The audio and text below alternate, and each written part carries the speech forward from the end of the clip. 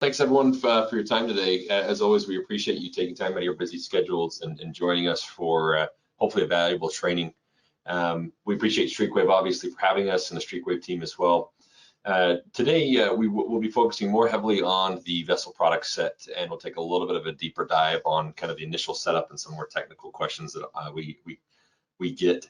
But the objective of today's presentation is really to show you how easy it is to set up vessel and to incorporate it into your project. So we very much like the question and answers to be ongoing, so feel free to, as Angela mentioned, pop those into your question box and we'll get those answered as we proceed through the presentation. So also before I start, just so you know, we have Trevor Woodbury on the call with us. He is our Director of Sales for West Coast and is the gentleman responsible for the Streakwave relationship with our Sound Vision technology. So if you have any questions for him specifically, don't hesitate to ask those as well. But again, thank you for your time, and without any further ado, we'll go ahead and get started. So as Angela mentioned, and kind of obviously, as you guys know, as you've registered for the call, today's presentation is going to be more targeted specifically about vessel. For those of you maybe who are hearing about vessel for the first time or are unfamiliar with vessel, it is a product that was started about 6 years ago with the intention to simplify the music streaming process and to also provide a much stronger solution from a margin perspective for system integrators. And to kind of help you understand how we got to that point, I want to take just a couple of minutes and let you know kind of what we saw in the marketplace and what we've done to accomplish that goal. Up until really now, since the emergence of vessel, this is just an example of how things kind of used to be. And I do have an old Sonos product here on the screen, but that's more specifically designed to represent any sort of music streaming source, not necessarily that we're trying to target Sonos specifically. So before the emergence of vessel, before we came to market with vessel, kind of the old school way of doing things and then incorporating music streaming into your commercial and residential products. This is kind of to show you the headache and all that would go into adding that streaming service to your project. So whether it's now with Vessel or even the old school way of doing things, you'd still need to set up some sort of a music account. So over on the far left side of your screen, you'll see that we've elected to show Apple Music, Spotify, Pandora. Obviously, there are a number of other music apps out there. There's iHeartRadio, there's SiriusXM, there's Deezer, there's Tidal, there's YouTube Music, there is the Google Library, Amazon Music now.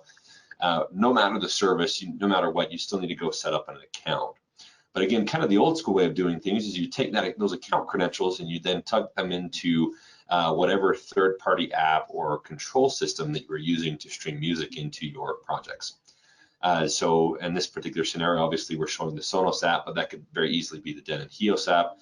That could be your Control4 app, your Crestron app, whatever it may be. And then from there, you'd have to continue to live in that music app or that automation system app to drive your music inside of your project. The problem with that is you then lose some of the great characteristics, capabilities built into the native music app. So for example, Spotify, there's a whole social media aspect where you can, follow certain playlists and friends, and you can share playlists really easy by scanning QR codes and so on. Obviously the Pandora's got the thumbs up, thumbs down feature and some other things built into their platform. Then you've got, the high-res availability, high-res music through Tidal and Deezer. Some automation systems and music streaming services kind of cut out the ability to recognize or realize all that is gone into the high-res characteristics or capabilities in that song, and then obviously you can't replicate that in that streaming service. You're then obviously forced to live in that music app, and you use that to drive whatever automation system then is connected to some sort of an amplifier, which then is connected to some sort of a speaker. And again, we're just using our True Audio A75 here as an example, as well as some of our Ghost carbon and ceiling speakers. Now, thanks to the emergence of Vessel, we've been able to eliminate that. We kind of took a step back and thought, it really is kind of a shame that, people would, as they play with their phones or their tablets, they've got headphones in, or is it maybe they're going to the gym, or maybe they're at the gym, maybe they're in their car with their commute or whatever else, you know, they're continuing to live inside of their native music apps. Wouldn't it be amazing if we could have our customers continue to live in their music apps even when they're at their office or while they are at their home or their place of residence? And so we took to work with within the VSSL product set to accomplish this, and we came to market with VSSL about 5 years ago. And the way that we are accomplishing this, you know, native streaming experience with customer is leveraging one of 3 streaming architectures inside of the VSSL ecosystem. The first one being Spotify Connect, the next is AirPlay 2, and then finally we have Google Cast, also known as Chromecast built-in. And no matter the VSSL SKUs that are available in the market, there are 3 of them, and we'll talk about those here in just a moment. All 3 of those support these streaming architectures and can be used concurrent to one another. You don't have to live inside of a VSSL app if you don't want to. You can continue to live in, again, your Deezer, your Tidal, your YouTube Music, your Spotify, your Apple Music, Pandora, whatever it may be, and you can now stream directly to the named zones or list of zones inside of your project, whether that's a business or a residence. And we'll show you exactly how that looks like here in just a second. But effectively what we're doing is we're cutting out a lot of steps there, and you're able to interface with VSSL without knowing it's VSSL and drive whatever, again, speakers are in your project, whether it's you know, a multi-room audio deal where you've got speakers in your kitchen and your patio and your master bedroom and out in your garden, or even in your theater, or if it's in an executive office or conference room, or you know, a retail place, whatever it may be. To kind of give you an idea of how native streaming works, we put together this quick little video to kind of help you understand what the interface looks like. And believe it or not, it is very, very easy to use. And you'll notice that at no time in any of this do we actually leave the app to change or adjust anything in the VSSL ecosystem. It's managed right from within the whatever music app you're using. So we'll go ahead and get this started and kind of talk you through it. So here, obviously, we're showing Apple Music. There, we're gonna go and pick a song. We're picking a song called Rolex. Here, we're showing off AirPlay 2. We're actually going right into the AirPlay menu here and selecting the named zones that we want to broadcast music to. Those are actually VSSL zones, the den in the garage.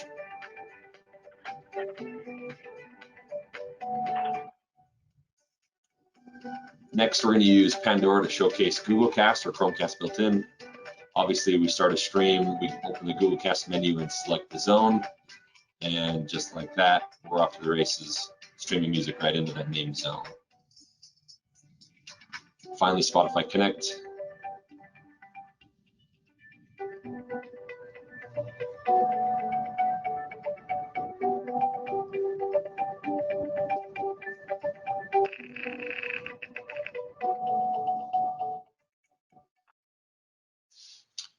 So again, really kind of that easy. Hopefully that helps drive home the point of everything that VSSL is able to accomplish. A couple things to mention. First of all, we showcase AirPlay 2. For those of you maybe who are familiar with AirPlay 1 or kind of the old school AirPlay, there's some common, you know, complaints or misconceptions and understandings about AirPlay 1 that have been since done away with AirPlay 2. The first one being obviously, if I'm streaming something via AirPlay, as soon as I receive a text message or a phone call, it interrupts the stream, if you would. The next one is that, you know, as soon as I leave the project, the audio goes away. The third complaint was, well, I can only ever broadcast to one endpoint at a specific point or a zone. I can't ever play into more than one zone. Apple, fortunately, took all of that feedback and used it to improve AirPlay. And now what is available as AirPlay 2, as long as you're on your latest iOS versions in your iPhone, in your tablets, and even your Mac OS, you know, your MacBooks, your iMacs, your MacBook Pros, you can leverage AirPlay 2, where you can initiate an audio stream, and you can select multiple zones. So in this particular scenario, we're showing you the radio button here, where we're selecting the family room and the office, which are Apple TV zones. But in that last video, you saw obviously named audio zones that you can select. Number 2 is that the phone call and text message interruption have been since done away with. Number 3, you'll notice you can actually independently adjust volume in the specific zones, but you can also adjust volume in the entire project of all the selected zones. So AirPlay 2 has come a long way. we're happy to announce that obviously the A1, A3, and the A6, the 3 SKUs in the Vessel ecosystem, fully support AirPlay 2 as well. The next thing I wanted to talk about is that another common misunderstanding or misconception is that Google Cast is only available in the Android ecosystem. That is incorrect. If you're using an iPhone and you prefer Google Cast for whatever reason, or Chromecast, the iPhone can also support and use Google Cast inside of the apps that are loaded on an iPhone or an iPad. And then finally, Spotify Connect. Spotify itself can actually leverage AirPlay 2, Google Cast, and Spotify Connect, while Spotify is the only music platform that can use Spotify Connect. So I'd kind of give you some ideas of the capabilities of the music apps and whatnot. The other nice thing about Vessel is I mentioned high-res music. You're able to support and take advantage of that high-res audio right inside of the Vessel ecosystem. So we have some white papers on that. We're also doing some co-branded marketing with Deezer here in the next 30 days, where we'll be talking about exactly what Vessel is capable of. So if you have somebody who really likes music and is really kind of a high fidelity or hi-fi fan, Vessel is a great solution as well for them. Obviously, you know, we're working with AirPlay as well as Google as close as we are. If it's not evident, we are legitimate, authentic Google and Apple partners. All of the Vessel products that are currently in the available today, as well as those that will be forthcoming at the end of this year and in the next, those are all Apple certified, Google certified. What that means for you as a system integrator is if a customer wants to leverage the Google Assistant inside of the project or Siri, they can do so right out of the box. And because we are certified partners, it is a very clean, very elegant integration with the voice assistants. For example, if you were to have a Google Assistant in your project, here we're just showing the Google Mini, but you can use the Google Hub Max, you know, any Google Assistant, even the Google Assistant on your iPhone. If you open the Google Assistant app, that also works. And it is as elegant and as clean as being able to say, okay, Google, play music. And behind the scenes, we have slaved a Google Mini to the zone so that it knows that whenever you ask it to play music, it'll always play in its default zone. You can also tell Google to play music into different zones as well. You can also adjust your volume. It is no longer necessary to say, okay, Google, tell Vessel to play Spotify in this zone. A lot of that has all now gone away thanks to the tight integration with Google. And so, you know, for your homeowners or those that have historically complained about how difficult it is to use their automation system or their music streaming service, between Vessel and the native streaming apps, as well as the very clean, very elegant integration with the voice assistants, manipulating, maintaining your music inside of your projects has never been easier. We're also happy to announce that the most commonly asked for voice assistant outside of Google and Siri is obviously Alexa. You'll see that start rolling out inside of the Vessel ecosystem in the first quarter of next year. So, quick reminder, if you have any questions, don't hesitate to throw those in. I'm seeing obviously more and more people jump on the call. We'd love to answer any questions that you have on the fly. So just pop those into the question and answer box, and Angela, myself, and Trevor will go ahead and get those addressed. Okay, moving on to automation drivers. So at the very beginning, I mentioned, you know, that there's no need for an automation driver or an automation solution to use Vessel. Vessel is very much capable of being a standalone system, meaning that you can use it to drive music inside of your project without any automation system. However, we do get asked whether or not we can work or integrate with the most common automation systems on the market today, and the answer is yes. We currently support integrations with Control4, URC, and Crestron. We are working with RTI and Elan at the current time, but essentially what the integration or the drivers do for Control4, URC, and Crestron is we put those automation systems in the driver's seat. So as Vessel comes online and you start streaming directly to those zones, Vessel will actually report its status back to the automation systems, letting it know what's playing via the metadata and at what volume.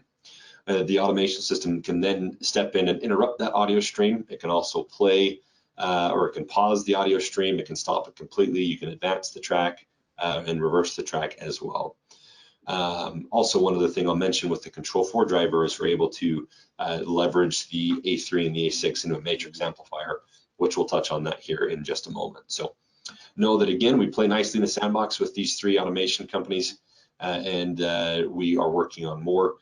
Those drivers are available for download right on the VSSL website, vessel.com. You're also obviously welcome to reach out to your Streakwave sales team and ask for the driver to be emailed to you, and we can get that over very quickly. So now we want to jump into the actual products that make up the VSSL ecosystem as of right now. You kind of saw the opening slide at the very beginning. Yeah, you notice there's 3 SKUs. There's the A1, the A3, and the A6. We're going to go ahead and start with the VSSL A1.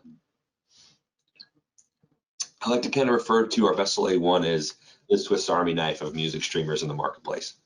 The reason why is this thing is very capable, very scalable, capable of fitting into pretty much any project where music is required. And just to kind of give you an idea of why it's so capable and why it's so versatile, I'm going to walk you through the backplane on this VSSL A1, just to, again, to kind of give you an idea of all the potential uses that you have for the A1. First, in the lower left-hand corner, you'll see these kind of 4 little metal pins or plugs. This is a receptacle for something that's called a Phoenix connector.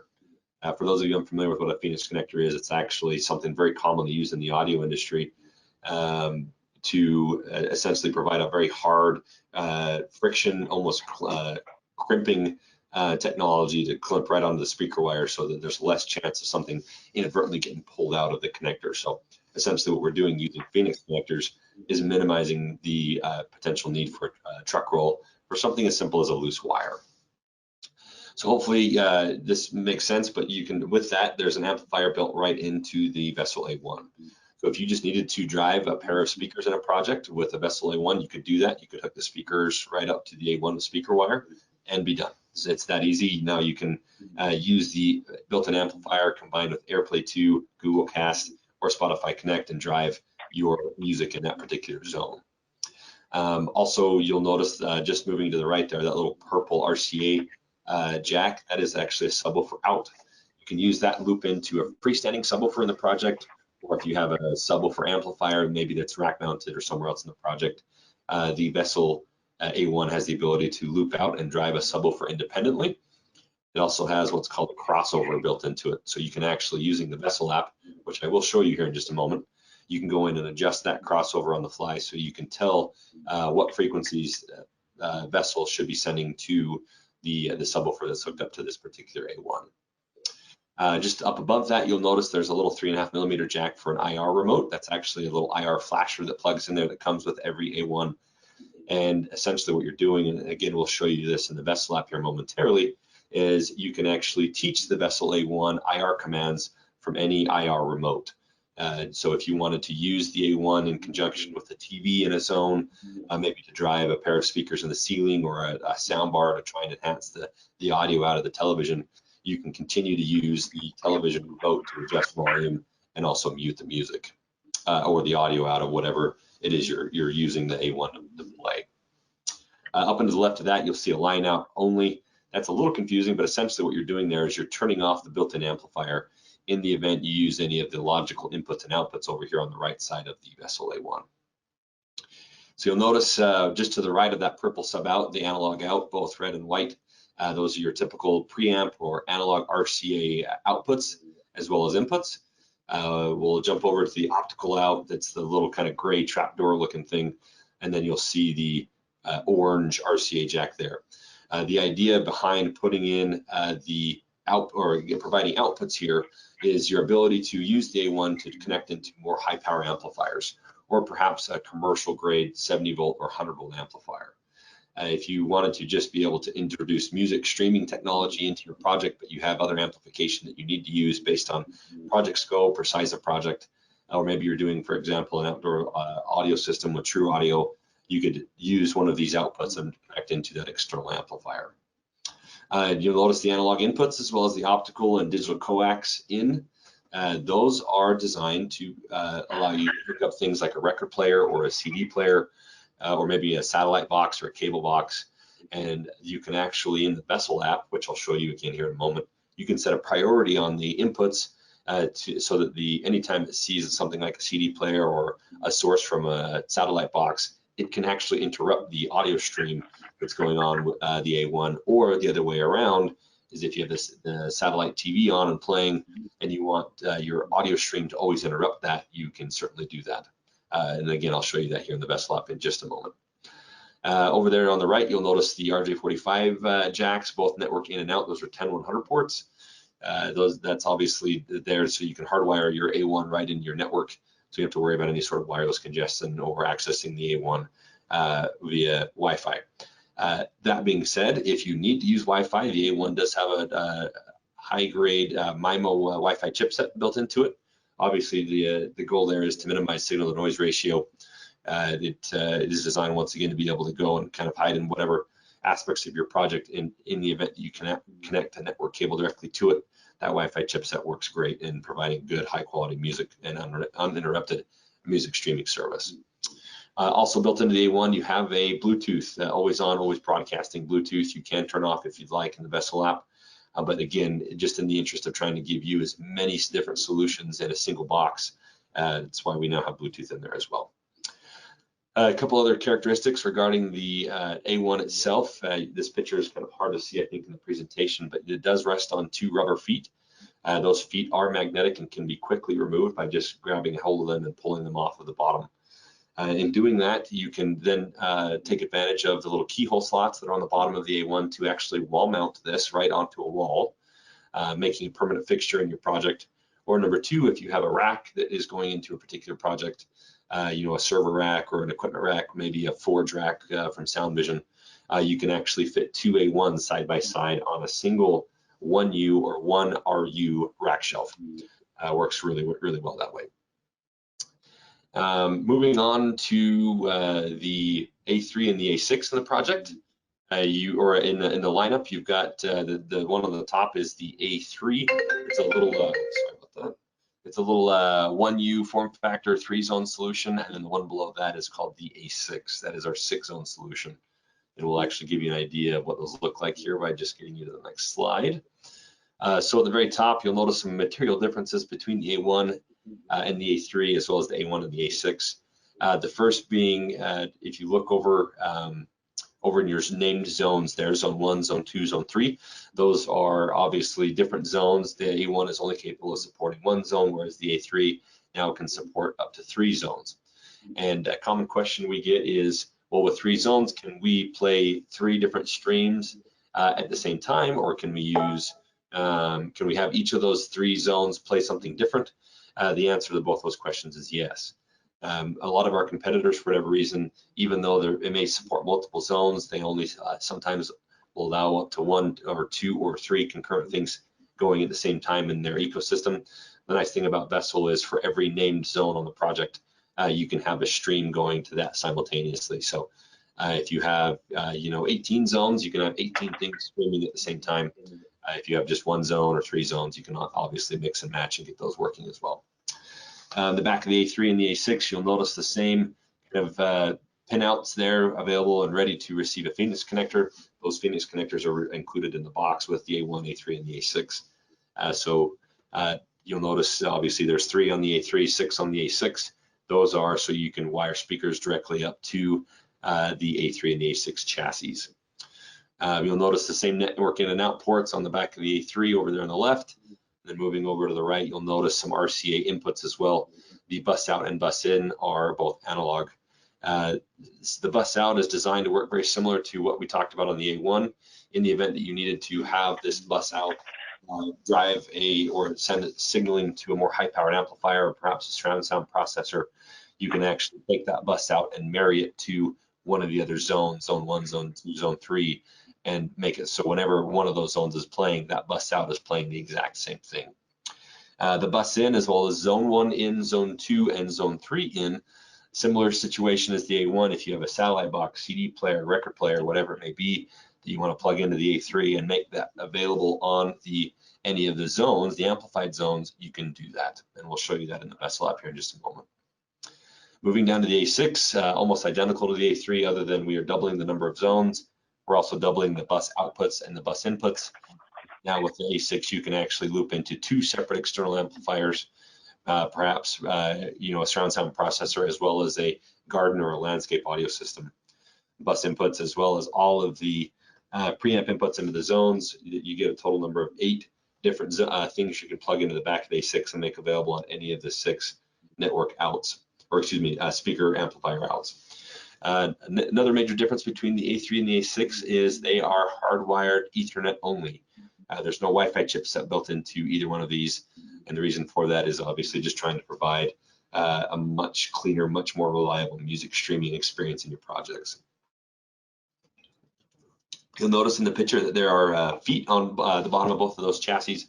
You can remove those feet. There are rack mount kits that come with each vessel, A3 and A6. The A1, obviously, as I mentioned earlier, sits on or will tie up 1 RU or 1 rack unit of space in your racks. The A6 is a 2U form factor. And we do recommend that you provide some sort of a kind of a slot for the A1 and the A3 and the A6 to breathe above each unit. The next slide is a little bit of an eyesore. I don't want to spend a lot of time on that. Obviously, we'll share the presentation so you can look through it after the fact. Major differences, obviously, I wanted to just highlight in the first 3 features of the A3 and the A6 and the A1. Obviously, the number of zones is the biggest feature. We talked about that, obviously, as we introduced the 3 units.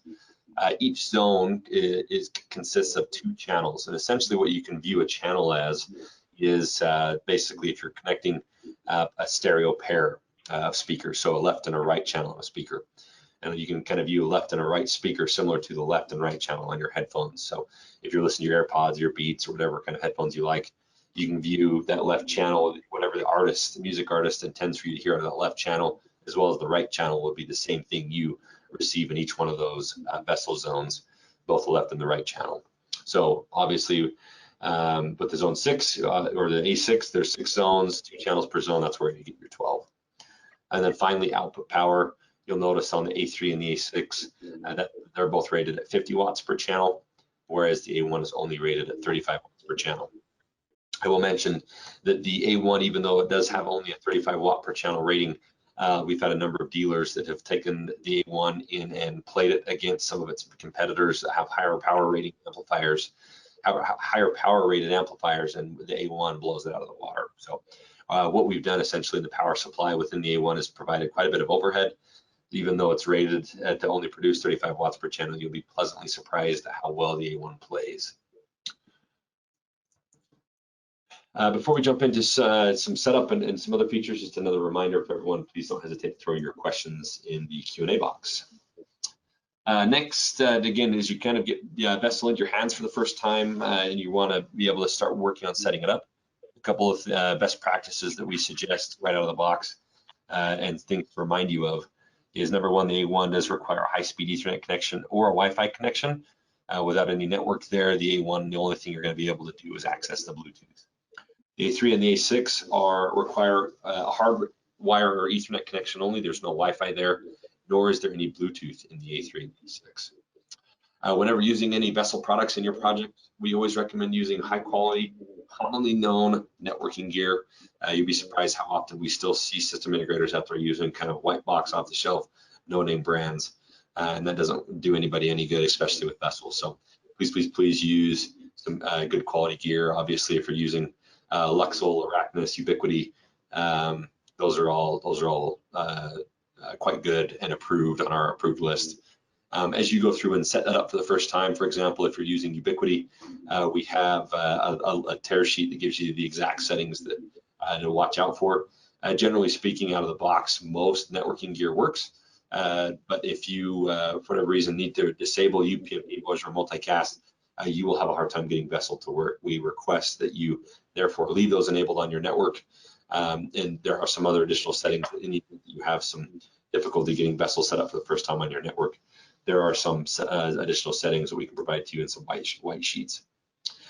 And then finally, believe it or not, we'd be surprised at how often we get integrators setting Vessel up for the first time and they're not realizing they're not hooked up to the same network as the Vessel chassis they're trying to set up. So as far as some recommended topology, just to kind of give you an idea on a small implementation, whether it's a small home or small office, obviously we see an ISP gateway being dropped off. In some scenarios, that ISP gateway doubles as the router and the Wi-Fi combination, which is fine. Typically, what we're trying to recommend here is that in the event that you've got an ISP gateway as well as a router Wi-Fi combo and potentially even a network switch, you try and get your vessel unit or vessel units all within the same switching plane here. You'd be surprised how often we'll get an A1 plugged into the network switch in this example here on the left, and then someone will take a second A1 and plug it up into the router Wi-Fi combo or even into the ISP gateway and wonder why it doesn't work. On the larger deployments over there on the right, very similar recommendations. The one thing I wanted to draw your attention to is in the event you're using access points in your project. If you're using more than one, Cast, AirPlay 2, and Spotify Connect struggle with the roaming that typically takes place without an AP controller. We ask that you would use an AP controller of some sort or have AP controlling software on the project. And then that resolves any of the roaming issues that take place within the 3 streaming ecosystems. So you'd be surprised again how often we hear and see multiple APs being deployed on a project, but then no AP controller being used. So with that, again, just some common best practices. If you follow those best practices, you won't have any issues with Vessel on your projects. So with that, I'm actually going to jump over to my phone screen. I'm going to show you how to set Vessel up for the very first time. Again, trying to show you how easy it is to use and then to kind of give you an idea of what the Vessel app also looks like. And we'll talk about each as we kind of get started. So I'm going to jump over to my AirBeam here really quick. Let me go ahead and kick off the next my screen mirroring, and we'll keep moving.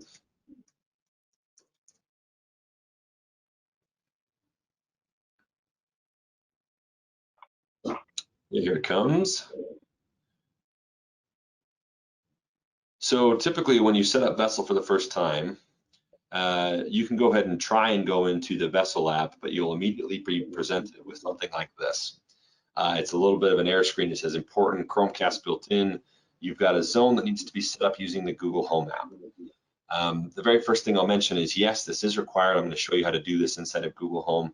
We also know that this has been a common complaint for a lot of the system integrators out there. They don't want to have to use Google to set up their accounts. Fortunately, we've been successful in changing that as we launch new products in the end of this year and going into next year. This will change where you can now do all of your setup right within the Vessel app. It's one of the requirements that Google had at the very beginning as a Google partner. They wanted us to live inside of their Google ecosystem to do most of the setup. So we're still dealing with that, but no, going into the end of this year, this will very much change. So I'm now going to actually launch my Google Home app and walk you through how to set up a Vessel A1.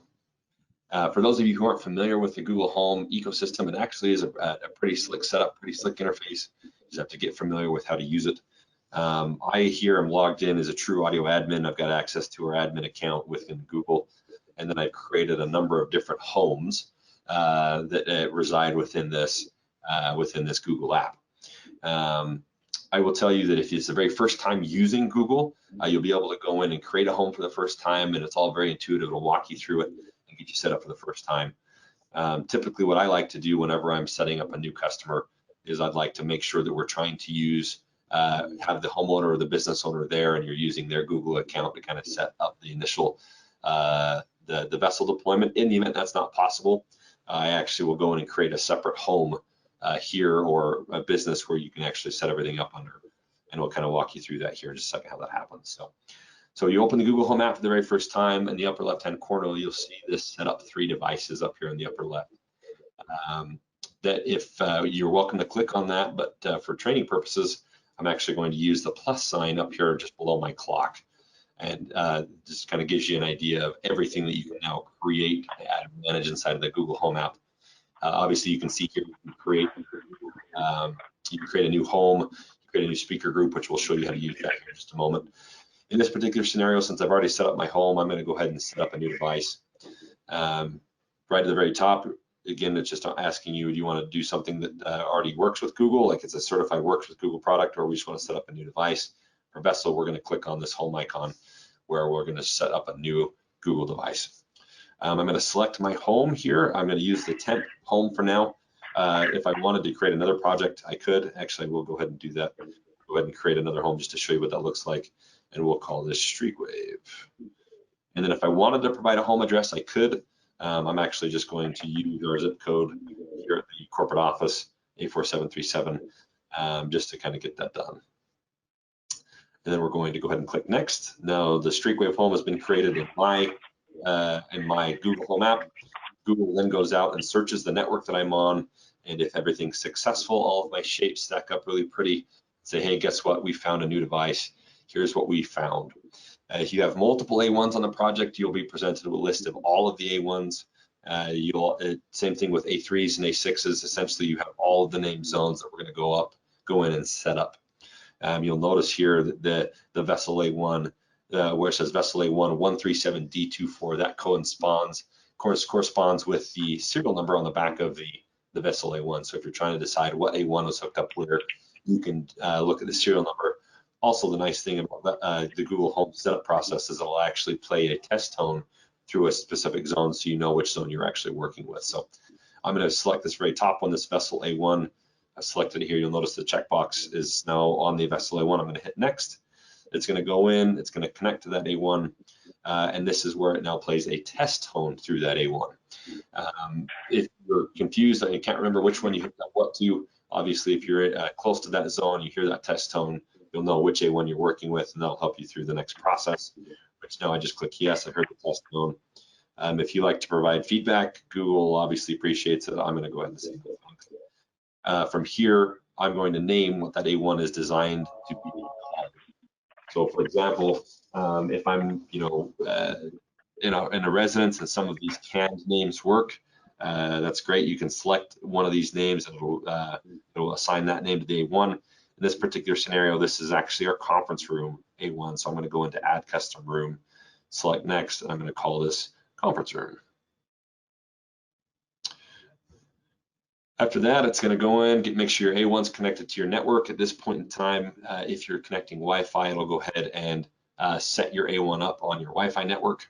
And then from here, if I wanted to tie my my A1 to my Google account, I would hit continue.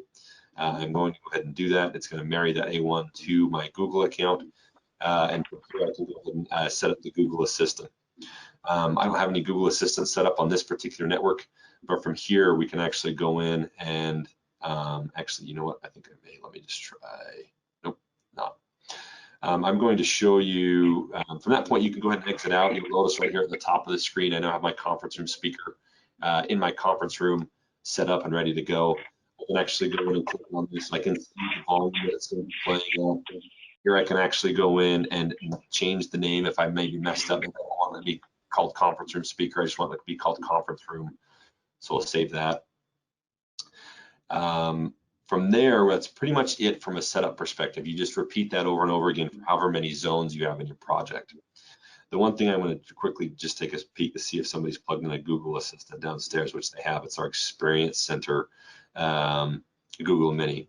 So I mentioned you can slave or you can marry a Google Mini to a particular zone. So this is in our Experience Center, but if I wanted to go in and say, you know what, I'm going to actually go in and I want this now to control my conference room, I could come in here and select this zone that says conference room. That way, when I ever say, okay, Google, play music, it defaults to my conference room, which I don't want to do that in this scenario because it's used in our experience room. So from there, you're all set up. You can actually go ahead and bounce over to the Vessel app. Now that that setup's been done, you won't get that error. I mentioned at the very beginning of the presentation that it wasn't necessary to live inside of a third-party application or the manufacturer's app. That is still very much the case. The Vessel app is designed more so for you as a system integrator to get in and be able to make adjustments and settings inside of the Vessel ecosystem and then be done with it.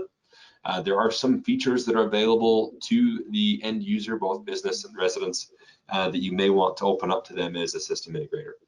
The very first thing is kind of this summary screen. It's kind of a good way to be able to see what's playing in the various zones in the project. So I am tied to obviously our corporate network, so you can see all of the Vessel zones that drive pretty much our entire campus. You can see there's a laundry list of them.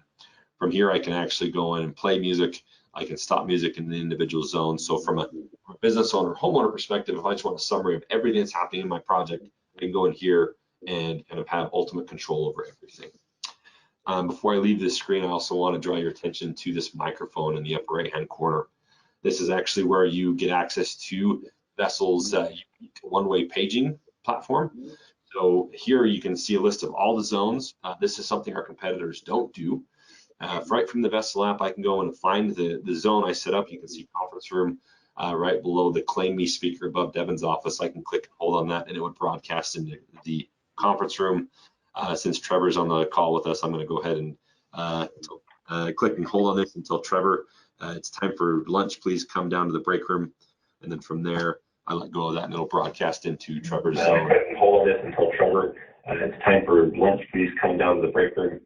So hopefully you heard that, but that's available as you can actually pick the individual zones, or you can go ahead and click all zones and broadcast throughout the entire project. So if you wanted to page all and tell your kids to come in for dinner, or tell everyone to report to the break room, we have a company meeting, or we're eating birthday cake for somebody's birthday party, you can do that right within Vessel. Another thing I'm going to show you is if you look at the assembly speaker in our assembly area, they're obviously playing some music right now. I can adjust their volume on them if they want. I can also, right next to the speakers, I can click on that and I can add the zones that are on that particular chassis to each other if I wanted to kind of create a group to have them multiple things, or the same thing playing to multiple zones. From there, I'm going to use the little hamburger menu in the upper left-hand corner to show you a couple of additional features in the Vessel app. First, if I wanted to get an idea, just quick down and dirty status, I can click on that, and I can see of all of the Vessel chassis in our project or in our project. You can see which ones are actually playing. If there's a particular zone in error or it's active and you wanted to drill into that a little bit more, I'm going to, for example, jump into the Assembly A3 and see that that's my assembly speaker that's playing. We just saw that on the summary screen. This is great for you as a system integrator. If somebody's called and said, hey, I've got a zone that's not working, you can get this pulled up and very quickly dive into what zone that may be, and then you can use our tech support team to kind of help you through that and do some additional troubleshooting. Backing out, going back into the hamburger menu, I'm going to click this settings icon just below system status. From here, you get kind of a summary again of everything that's happening in the project, of all the devices that are present. In this particular scenario, at the very top, you'll see the app version. That'll be important to know as you call into tech support. In the event you need to use our tech support team, the next slider right below that, you see it's called page volume. That one-way paging feature that I just showed you. If you wanted to make that really loud for all the zones, or if you want to make it softer, this is where you'd set that up. If there are any available units on the network to set up, you could actually click into the A1 here, and it'll take you to finish setting that up. Obviously, I mentioned earlier that Google requires everything to be set up in their ecosystem first. So long term, as we get everything migrated into the Vessel app, you'll see this being used more and more. Moving down, now you'll see the devices. So I've got the A6 that is assigned to our sales floor here at Sound Vision. So I'm going to go ahead and click into that to give you an idea of what some of your additional features are. First, you'll see I've got the 6 zones. Inside of each of those zones, I'm going to go ahead and click on Chase's office. I can rename my zone. You can see the IP address of my zone. The next setting here is it's a beautiful setting called mono output. If you're familiar with mono, essentially what we're doing is, I mentioned earlier, that discrete left and right channel that the artist puts into their music or whatever you're listening to. In the event that that doesn't necessarily make sense, maybe you're putting audio down a hallway, or you're putting it in like a warehouse where you're not ever always going to be able to hear both speakers, or maybe you've only got one speaker overhead. By simply toggling that, now both speakers left and right will play the same source. We're taking left channel and putting it in both left and right, as well as right channel. Next, you've got max volume features. You can actually go in and adjust the balance here. You can see, obviously, my desk is off to one side of my office, so I like my right channel playing a little stronger than my left. But then I can actually set max volume in the event that maybe you've got some kids in your project, or maybe you've got kind of a lobby where you don't want your volume to get any louder than a certain threshold. You can set that right inside of the Vessel app. The next thing, you can actually do fixed local volume. That's the more specifically designed for whatever you're plugging into the back of each Vessel zone. In the event that you can adjust that volume, you can toggle that there and use that, and then Vessel will know that it will be responsible for adjusting the volume. The default on volume, that's another great feature as well. Say that you only ever want your volume to come on at say 20 or 30% in any of your specific zones. You can go ahead and set that as well here in the Vessel app. I mentioned earlier about setting priority, streaming first versus your local inputs. This is where you can do that on an individual zone level. So here I've got it set where I always want my stream to interrupt my analog audio source, but in the event that I wanted my satellite box, cable box, CD player, whatever it may be, to take over my stream, I then go over there and say, listen, I always want my local source to take over first. Next, we do have equalization built into each vessel zone. Out of the box, you can get just a standard 3-band EQ, treble, mid, bass, which if you ever played with your audio in your car, that'll look quite familiar.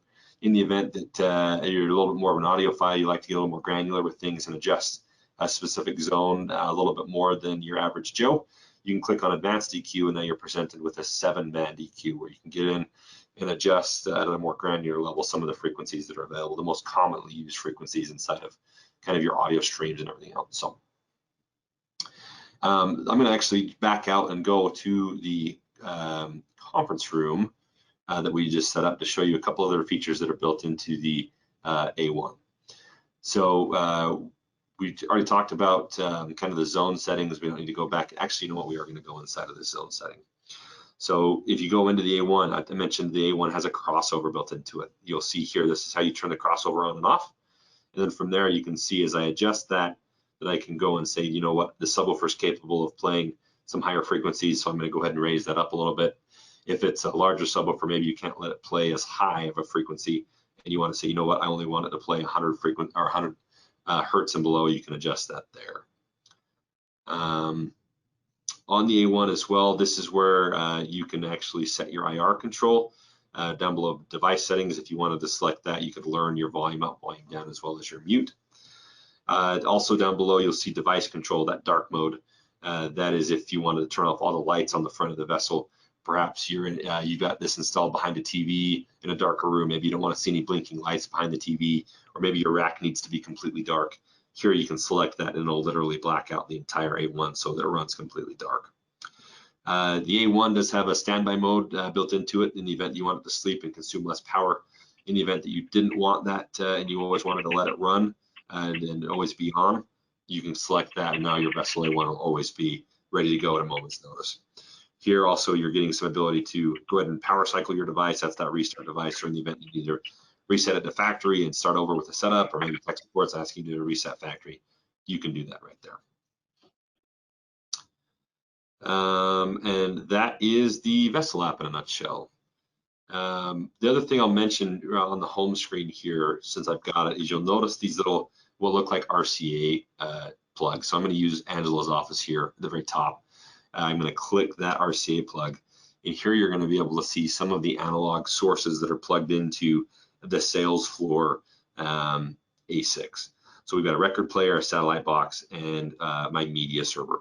So I can actually select one of those. If I select Sat Box, for example, Angela's office, you'll notice at the very top here is now showing that it's playing the satellite box. So in her office, she's now hearing whatever's playing on our satellite television system here at the office. And then here she can obviously go back to none, and it would go ahead and kill that. Now she's not hearing any satellite audio going to her office. So that is the introduction to the Vessel app, as well as the Google Home setup. If there's any questions, we'd love to have you pop those into the Q&A box. While we're waiting for those, one other thing I'll mention is, we talked about AirPlay and its ability to group zones on the fly. So in the event that you wanted to, tie your kitchen together in your patio or your living room, AirPlay, you can always do that on the fly without any difficulties. Google Cast is a little bit different in that you kind of have to set up what those party zones or group zones look like beforehand. So the way that you would do that, I'm going to jump back to the Google Home app to do this because, again, this is a Google product. The Google Cast is a Google product. So you have to tell Google what zones you want to group together. So by doing that, you click in the plus sign up here in the upper left. You'll notice 3 down, you'll have this Create Speaker Group. From there, I actually click that. It's going to go out and look at all the available Google Cast zones in the project. If I wanted to say, you know what, I always want Chase's office and Trevor's office to be able to play together in some sort of a named zone, I will select those 2 and I'm going to name this party time, just for lack of better terms. And so from there, now that we're creating this party time zone, you'll see that's creating a group. As soon as this is done, I'm going to actually jump into my Spotify app and show you that you can jump into your list of all these available zones, and that party time zone, if it's had a chance to update yet, which it doesn't look like it have, it'll actually show up right inside of my list of Spotify zones. I don't think I've given that enough time to catch up. Let's try that one more time. And so if I go in and actually select party time, it'll allow us to go in, and basically my Linkin Park song that I have here will now play to Trevor's office and my office at the same time. In the event that I didn't want to use that and I just want to broadcast right to Chase's office, I could do that here at the very top and not have to use that party zone. So, and again, that's not a limitation of VSSL. That's just how Google has asked that we interface with their grouping function. For those of you that are iOS users, iPhone, iPad, Mac, the AirPlay 2 is a very slick feature for grouping zones on the fly. And I think that's pretty much it. Trevor, is there anything else you wanted to cover from a VSSL training perspective, or Angela, is there anything else that we need to touch on? You know, I did get a personal chat here. I don't know if they meant to send this to me through the personal message or not, but I hopefully don't mind me sharing this. I feel like it's a good question for everybody. But anyways, it says, for someone who doesn't have much AV experience, what's the best way to get started? What kind of support or training do you offer? That's, yeah, great question. Okay. The best way to get started, obviously, for this, especially if you've never done audio before, is to reach out and have a conversation with your Streakwave sales rep, and then engage one of us here at Sound Vision. We've got a number of wonderful resources that are available to you, such as free system design. We've got YouTube libraries, both for True Audio and VSSL, that'll walk you through how to do basic speaker setup and deployment. And we'd be happy maybe even to do, Angela, as a future training to kind of focus on that, just getting started with audio for the very first time. The nice thing about VSSL and working with Sound Vision and True Audio is we're essentially providing you turnkey audio solutions. So you can work very closely with us, and you can use our speaker wire, unified copper, which is available through Streakwave. You can use that to hook up your speakers, True Audio speakers, which are also available through Streakwave, and you can hook that right up to your VSSL product, obviously also available through Streakwave. So you can now, from stem to stern, get a full audio solution for your customers, whether it's just a basic, I've got an executive office or a kitchen in a home where somebody just wants a pair of speakers, all the way up to I've got a customer that wants, 18 zones of audio in their new high-end home in the Hamptons or whatever it may be. It basically what I'm saying is reach out to us. We're happy to be a resource for you to kind of get started and get working with us. So it's a good question. Same person is asking, what kind of demos do you offer, if any? That's a good question. So we do have some industry accommodation programs available if you're trying to take care of your showroom for the first time, or maybe you want some demos in your hands. I know that the Streakwave team does have some demo product they've been circulating amongst themselves. So I would say the best place to get started there is reach out to your Streakwave sales associate and let them know you're interested in a demo. And if they don't have something available ready to them, they can reach out to us, and we'll work on getting some demo products so you can take a look at it, listen to it, fall in love with it. Awesome. I had another question that came in earlier through the presentation. They're asking, is there a maximum cable length for any of the connections on the back of the A1? That's a really, really good question, actually. And the answer to that is eventually yes. So it depends on a couple of factors. So number one, it depends on how big of speakers you're using. Number two, it depends on the wire gauge. We typically always recommend 16 to 14 gauge a speaker wire, which again is available through Unified Copper Streakwave. And with that, you can typically run a couple of 100 feet without losing any sort of volume. We have a really handy wire loss chart that shows you, once you start approaching like 1,000 feet, how much volume you'll lose. And so typically, what we found is running in most projects in a residence, you don't run into any sort of maximum length issues unless you're dealing with a very large compound. Typically, what we find too is if you're your offices, you're just an average size office, you won't run into that as well. But if you're dealing with a really long cable run in maybe a larger office, that's generally what you have to worry about as far as a length of cable maximum. I will mention though that there are some other ways around that. We've got we can leverage 70 volt technology with an external 70 volt amplifier, use like an A1 to tie into that, and now suddenly we can run a single set of 14 gauge 2 conductors out thousands and thousands of feet without any sort of loss in your volume. So again, we're happy to be a resource there. If you're concerned about a particular run or project that you've got, please let us know. But generally speaking, you shouldn't run into an issue. Great. There was another question here. They're asking, does VSSL have the option to stream TuneIn Radio? TuneIn Radio, yes. I believe TuneIn does support both AirPlay and Google Cast, so yes. Okay, great. That's all the questions that I have. Trevor, do you see any other questions on your end that possibly came up? Nope. That is all I'm seeing as well. Angela, there's 2 maybe other common questions that we get asked. If you don't mind, I'll just speak to really quickly. Sure. Another question we get obviously with the scalability of VSSL is how many VSSL zones can I have in a project? And the answer to that is we don't have a limit. You'll run out of network bandwidth before you'll run out of issues with VSSL, the way that works. So, we've seen zones upwards in the 20s and low 30s on a single project. So you shouldn't run into a problem there. And the second question we get is, can I mix and match VSSL chassis on a single project? The answer to that is also yes. So for example, if you've got 7 zones on a project and you wanted to use an A6 and an A1, perfectly fine. If you've got 9 zones and an A6 and an A3 will work to fill that, no problem. If you've got 10 zones, you can use an A6, A3, and an A1.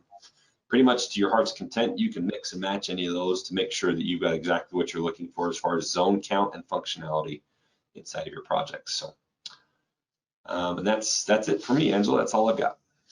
Great, thank you. Thank you again for your time. And again, this webinar will be uploaded on our YouTube channel, and we'll be sending out a mailer with further details in regards to the webinar and other just features. And be on the lookout for coming your way with other promotions and other upcoming webinars with VSSL and Sound Vision.